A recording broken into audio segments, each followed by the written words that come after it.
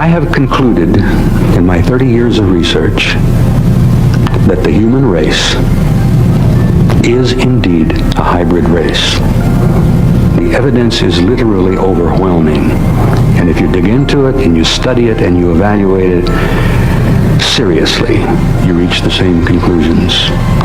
Every major religious philosophy in our history, on every part of this planet, whether it's in Europe, whether it's Christianity, whether it's Buddhism, whether it's Hinduism, every major human religious endeavor has told the basic same story. The human race is a hybrid race. We have been created here. We were seeded here. And we have been genetically manipulated here from the very beginning of our recorded history. And that genetic manipulation has never ceased. It is still going on, as Cecilia likes to say, even as we speak. So, I reached that conclusion, and I will not argue with anybody about it. I simply say to you, look at the evidence. Apparently, this seems to be what has happened.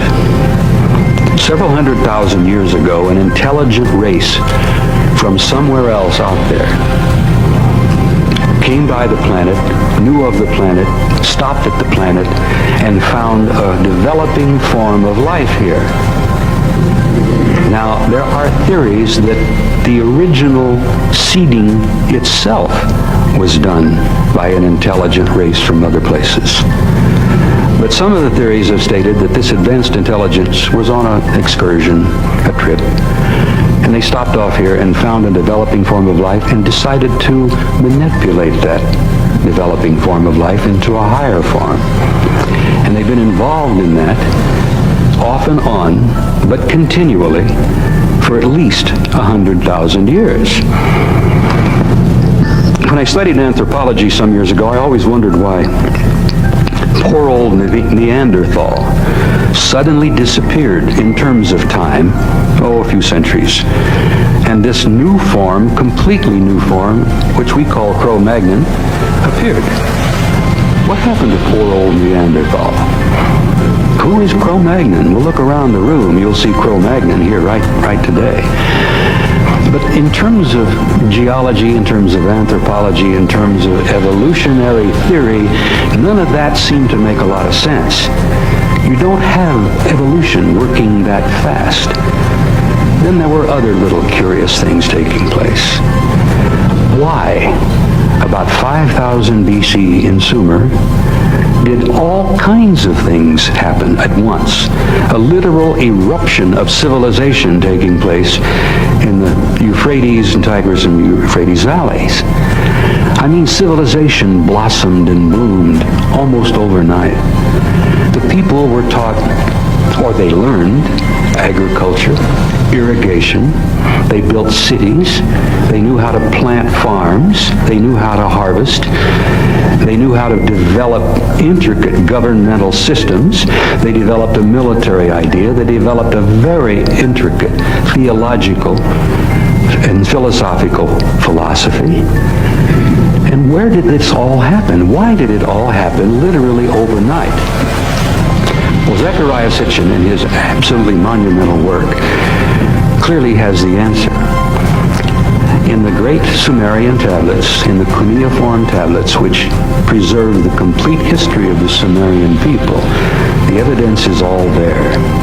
Sitchin is probably one of about 10 people on the planet who can sit down and read cuneiform tablets like you and I read the morning paper. The Sumerians told us how it happened, how it came to be, where they got the knowledge, who taught them the knowledge. And this fits, and I tell you it does, fit perfectly with every other story, myth, legend, history of every people on this entire planet.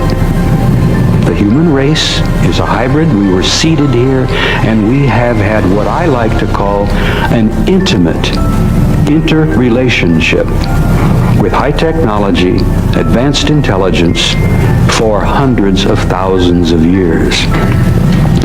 Now, the crucial thing is that it's still going on. It hasn't stopped. They are still involved. And the big question has been, for many of us, is who the hell are they and what are they doing with us? Which ties in perfectly with the ancient philosophical questions that each and every one of us has asked. Who are we? Who are we? How did we come to be here? What are we here for? And where are we going? And this is, if you remember from your own teachings, education, in school or church, the basic questions that human beings have been asking since the beginning of time. Who are we? Why are we here? And where are we going? And now in the last 25, maybe 50 years, enough people on this planet have seen enough evidence. They have had literally some of the facts and some of the evidence rubbed on their nose. And the world, the people of the planet, are slowly beginning to pay attention. And that to me is the gratifying part, which has kept me involved in this and kept me committed in my small way to bring some of this information out. Not to preach to you, not to have a crusade of any kind, but simply to tell you that you are a special species. The carpenter from Galilee tried to explain it. Krishna tried to explain it. Muhammad tried to tell the story. Zoroaster tried to tell the same basic story. The Buddha even tried. Why is it that it's taken us so long to begin to grasp a little of the reality of who we are, why we're here, and what's going on? Well, my commitment to this thing has been growing over the years, and I will tell you that I'm involved in it, I'm committed to it, because I think that time is running out. I don't think it's going to be much longer before you see most of the answers. And the reason I share that with you is that I'm not trying to frighten you. And I'm not trying to preach or proselytize. I'm not trying to lead you in any direction. But I'm trying to say to you that in the next very few short years, you're going to be seeing things and you're going to be experiencing things that are going to literally change your life in ways you have never dreamed or imagined. You are going to learn who you are.